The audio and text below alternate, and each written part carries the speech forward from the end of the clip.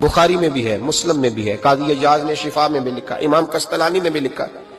हजरत अनस बिन मालिक रदी अल्लाह तआला अन्हु फरमाते हैं बड़ी अहम मीटिंग जारी थी, अहम मीटिंग। एक पगली बीबी आ गई, दीवानी पागल, आके हुजूर के सामने खड़ी होगी, मीटिंग जारी थी। पागलों को सिर्फ उनकी अम्मा टाइम देती है, उसके अलावा नहीं को टाइम देता।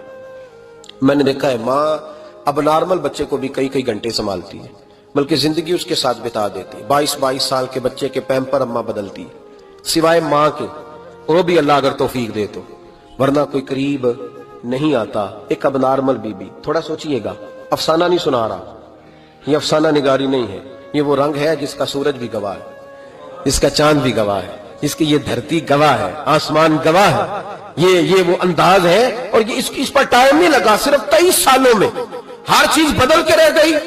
महबूब रहमत सल्लल्लाहु अलैहि वसल्लम के सामने पगली औरत, फिर जहन पे जोर देना। देखा है कभी पागलों को टाइम देता?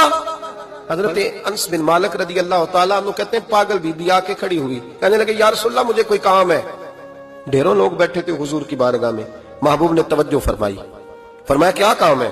कहते हैं हुजूर ने कहा ही था क्या काम है कि उसके कबीले वाले लोग बोल पड़े, कहने लगे या रसूलल्लाह ये तो पगली है, दीवानी है, ऐसे ही करती रहती है, छोड़े।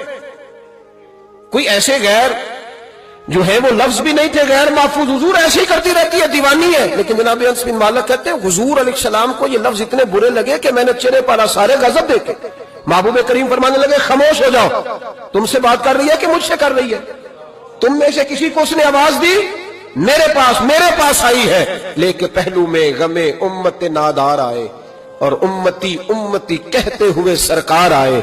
फर्श वालों के मुकद्दर का सितारा चमका, शोर उठा के गरीबों के तरफदार आए। नबी करीम अलैहिस्सलाम ने फरमाया तुमसे बात कर रही है कि मेरे साथ कर रही है? या रसूलल्लाह बात तो आपके साथ, मैं चुप करो, फिर जवाब मैं दूंगा। महबूब अलैहिस्सलाम उठ के खड़े हुए, फरमाया क्या बात है, करो, पगली है, जमाना कहता है पागल है, क्या बात है? कहने लगे हुजूर यहां नहीं करनी, मैंने अकेले में करनी। हजरत अनस कहते हैं हुजूर को अकेले में ले गई, सारा मदीना गुजर के सहरा आ गया, रेत पे हुजूर को बिठा लिया, महबूब बैठ गए, मैं भी पास था। कहते हैं उसने अपने दुख छेड़ दिए, कहने लगी हुजूर मदीने के बहुत सारे लोग मुझे पागल समझते हैं, मेरे अपने भी मेरी बात नहीं सुनते, बच्चे मुझे रोड़े मारते हैं, या रसूल अल्लाह कोई वक्त पे खाना नहीं पूछता, वो जो सवाल करती मेरे महबूब तसल्ली के साथ जवाब देते। कहते हैं ये वाह बीबी थी जो हुजूर को बातों में टोक भी लेती, पगली थी ना बेचारी, टोक भी लेती हुजूर को। कहते हैं हुजूर उसको कहते कोई बात नहीं, खाना जब भी खाना हुआ मेरे पास आ जाना, मैं घर वालों को समझा दूंगा, असल में नादान है, उन्हें बात की समझ। कहते देर तक हजरत अनस बिन मालिक कहते हैं मेरी भी सोच परवाज कर रही थी, मैं कभी कहीं जाता कभी कहीं जाता, ऐसा कोई महबूब कहीं होगा न कहीं है, बैठा है चटाई पे मगर अर्श नशी है।